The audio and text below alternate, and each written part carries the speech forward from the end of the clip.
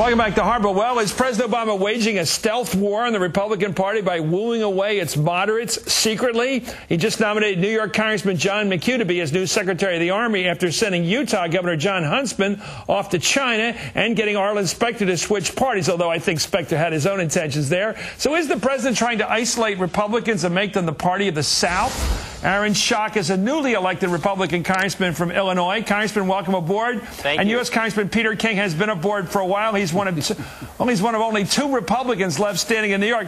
Peter King, you're a man who understands politics better than I do since you've been elected to something. Let me ask you, do you have a sense that they're treating you like the last of the Mohicans, your moderate Republican Party up there in the Northeast, that Barack Obama's just looking around for guys he can pick off and make them like Secretary of the Army and things like that? Well, first of all, as far as Secretary of the Army, John McHugh is superbly qualified. He'll be a great Secretary of the Army. And it could well be that President Obama is combining good government and good politics. I mean, it's good government to have John McHugh as Secretary of the Army.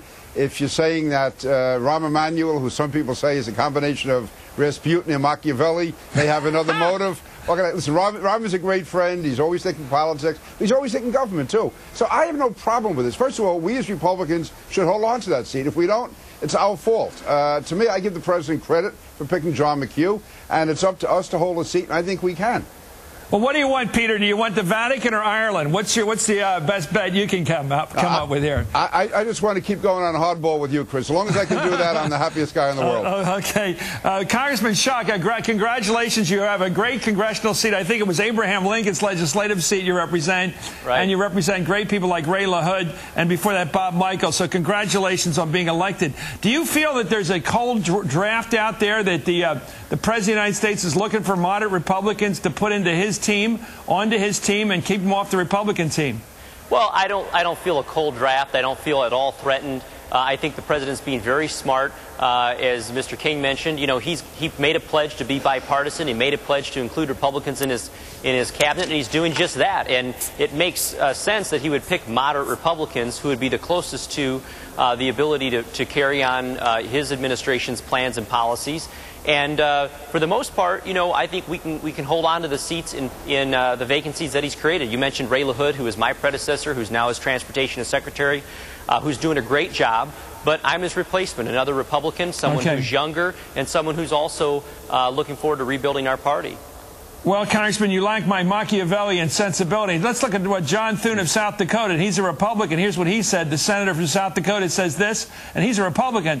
They're making some really strategic moves in terms of sending them to China or plucking them out of New York. It's obviously a loss to us, a loss to Republicans in the House, and a loss to the party in that region of the country. And generally, but obviously a great get for the new administration. I just hope McHugh would stay here instead of going there. Now, Congressman King, look at these names. Jim Leach of Iowa, they picked him off. He got defeated, but they grabbed him and made him head of the National Endowment for Humanities. They took Judd Gregg and almost made him Secretary of Commerce, but he pulled out. Ray LaHood retired, basically, but they made him Secretary of Transportation. Specter's now a D. Huntsman's now his ambassador to China, our ambassador to China.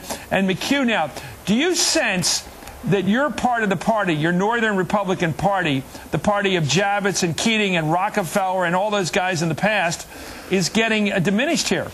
We're also the party of Jim Buckley and Al D'Amato. No, listen, yeah, we are being diminished, and it's up to us to fight back. No, Jim Buckley was a conservative. Yeah, but he also ran on the Republican line the second time around when he ran against Moynihan. No, but listen, he lost. Yeah, he did. Well, listen, Moynihan was a good candidate. He was from the old type of Democrat. No, but Chris, we are diminishing. A lot of it's our own fault. Also, demographics are changing. But I don't blame the president. If you want to pick John McHugh to be Secretary of the Army, again, it's good government, it's good politics. I don't think we should be sitting around whining and saying Rahm Emanuel outsmarted us or President Obama outsmarted us. We should get good candidates, put them up there and run. And I do come from a pretty tough political school in New York. I've dealt with some tough people over the years. So I know how the game is played. And maybe there is some gamesmanship here, but also the president is picking good people. One thing if he was putting in hacks or unqualified people and giving them some plum ambassador's job somewhere where they do nothing. He's taking guys and putting them in tough positions. Ray LaHood in transportation, John McHugh in the Department of the Army, especially in a Democratic administration. It's really important that the Army have confidence in the commander-in-chief, and I think John McHugh is going to help do that. He's going to show that President Obama is doing the right thing in Iraq and Afghanistan. So, it comes together. And again, I hope we defeat President Obama in 2012, but I don't blame him at all. I think he's doing the right thing here by picking a guy like John McHugh. Congressman Schock, I want to ask you about Illinois and your state. It seems to me the only Republican chance in big states like Illinois or New York anymore is if the Democrats have a very weak incumbent, like Senator Burris or Governor Patterson in New York. It's your only prayer anymore in these big states is to have a withering on the vine Democrat who you can pluck off if the Democrats don't do it in the primaries. For example, you could beat Burris probably, couldn't you? Well, Chris, I'm not old enough. After what happened last week? I'm only 28. I'm not old enough to run for Senate. But, well, Chris, that's a hell of a situation. That's really a defeatist. You're going to have to wait 2 years, but go ahead. That's really a defeatist mentality. I don't believe that we have to have weak Democrats to win. We have to have strong Republicans. We have to have the right candidates. Part of this is message, and part of it's messenger. And I'm in a congressional district that Barack Obama won. I'm from his home state, and I'm a Republican, and I still carry the seat. So we can win in the Northeast, we can win these seats back in New York, but we got to have the right candidates who are out there aggressive, people who are younger, people who represent different minorities, and can reach out to these demographics that have been neglected by our party in the past years. Nobody's irreplaceable. And with the right candidates and the right message, we can make a comeback in 2010, and I think we can win back the presidency in 2012. You know, Congressman King, I want to ask you this because I keep looking at this. Like, we're going to talk about this when we come back at the half hour about the Republicans running for president. And what stuns me is the popularity within your party of the far-right people. If you take a look at the numbers, we're going to talk about them at length later on. It's not the Mitt Romneys that are getting good numbers or the more moderate members. It's the Sarah Palins. It's the Huckabees. It's the Newt Gingriches. It seems like the people on the right are dominating your party in terms of preferences right now. It shows to me the party's getting smaller when Sarah Palin and Huckabee can get almost half the vote.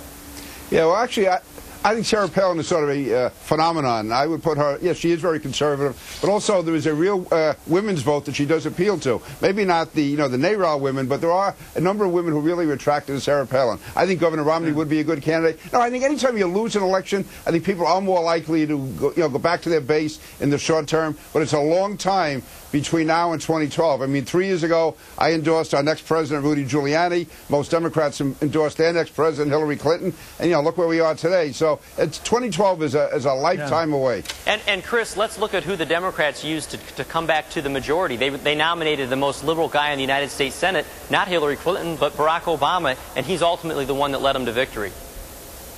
Yeah. Okay. I guess that was a shot at him, right? Well, no, it's just to the point that just because you elect someone or nominate someone who is ideologically to the right or the left doesn't mean that they can't carry the day in the general election. A lot of it comes down to personality and the ability to carry the message forward. Obviously, George W. Bush did a better job than Al Gore did in the 2000 elections. And obviously, why do you say that? He got fewer votes. He won the election. But he got fewer votes. Yeah, but he got the most electoral votes. Chris, he got the most votes that count. I know, but also, Chris, he got fewer votes. I mean, we got to keep remembering that Al Gore got more votes with all his stiffness. Chris, he got the most electoral votes. As a candidate, he got more votes than George W. Bush. And he also should have been a leading indicator of the problem, right? All right, well, can we agree on this? George W. Bush did better than John Kerry, who was arguably more conservative than Barack Obama. And John Kerry had the entire media behind him. Chris, in 1977, the Republican Party looked toward Ronald Reagan, who was considered the right wing of the Republican Party, and he won big in 1980. So, again, these things play out. History is a way of working itself out. And you and I will be fighting about this in 2011 and 2012. Wow, this show is a free fire zone, so thank you, John. And Aaron Schock will be running for president. Chris, can you imagine if you were that smart when you were 28 like he is? I lost when I ran for the House in 28. I'm jealous of this guy. I'll admit he can't be a senator from his state because he's not old enough. God, that's a pretty good deal. Peter, are you going to run for the statewide? Are you going to try to knock off Gillibrand? I am seriously looking at that. I'll decide by Labor Day. And as I said, I'll announce it on your show, Chris. We take that as an offer, and we accept. Accepted, sir. We booked you to lead the hour that night. Thank you very much, Congressman Aaron Schock and my good friend, the Irish-American, Pete King. Up next, thank you, Chris. The bad economy hits home for the one-man task we're trying to fix it. Treasury Secretary Geithner